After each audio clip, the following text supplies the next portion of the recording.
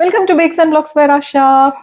ഇന്നലെ ഞാൻ എൻ്റെ കിച്ചൺ കബോർഡ്സ് ഒതുക്കുമ്പോൾ എനിക്കൊരു പാത്രം കിട്ടി. ഇന്ന് അത് കണ്ടപ്പോൾ എനിക്ക് അതിൽ ഫുഡ് കഴിക്കാൻ വേണ്ടിയിട്ടുള്ളൊരു ആഗ്രഹമാണ്.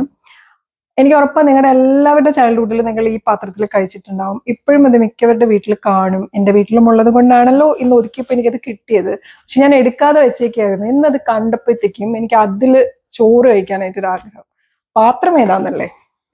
ടടേ, ഇത് കാണുമ്പോണ്ടല്ലോ എനിക്ക് എൻ്റെ ചൈൽഡ്ഹുഡ്, എൻ്റെ ചെറുപ്പത്തിൽ എനിക്ക് ഒരു ബ്രദർ ഒരു സിസ്റ്ററാണ്.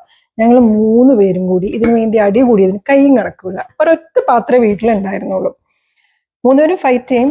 അൾട്ടിമേറ്റ്ലി ഞാൻ വിൻ ചെയ്യാറില്ല. Never happens. എപ്പോഴും അവർ 2 പേരിൽ ആരെങ്കിലും ഫൈറ്റ് ചെയ്തിട്ട് അവർ 2 പേരിൽ ആരെങ്കിലും ഒരാൾ ഇതെടുക്കും.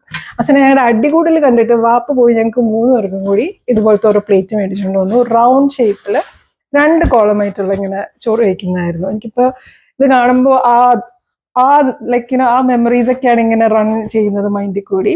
അപ്പൊ ഞാൻ ഇന്ന് ഇതിൽ ചോറ് കഴിക്കാൻ പോവാണ്. Let's see.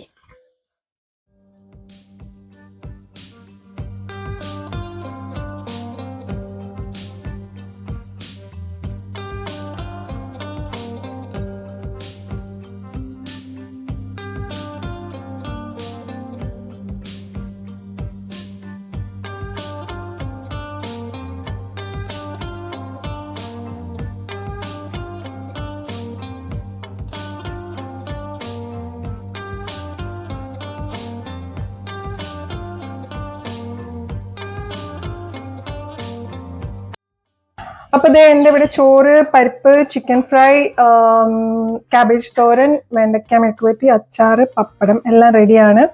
ഞാൻ കഴിക്കാൻ പോവാണ്. റെഡി കൂടാൻ എൻ്റെ സിസ്റ്ററും ഇല്ല, ബ്രദറും ഇല്ല. ഈ പാത്രത്തിൽ ഞാൻ ഒറ്റയ്ക്ക് കഴിക്കാൻ പോവാണ്. പക്ഷെ കൈയിട്ട് വരാൻ ആള് വന്നു. ചിക്കൻ ഫ്രൈ ഇതേ പോയി. എൻ്റെ സിസ്റ്ററിൻ്റെ മോളാണ്, അവൾ എടുത്തുകൊണ്ട് പോയി. സാരല്ല, ഐ ഹാവ് ലോട്ട്. കണ്ടോ? അപ്പൊ ഇതേ ഈ പാത്രത്തിൽ കഴിക്കുന്ന എൻ്റെ പണ്ടത്തെ ഓർമ്മകളെല്ലാം ആയവർക്ക് ഞാനിങ്ങനെ ചോറ് കഴിക്കുകയാണ്.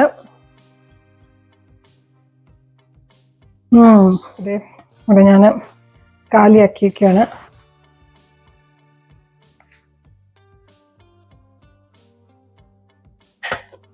So good.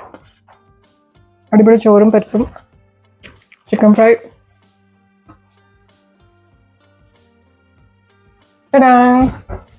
ബൈ.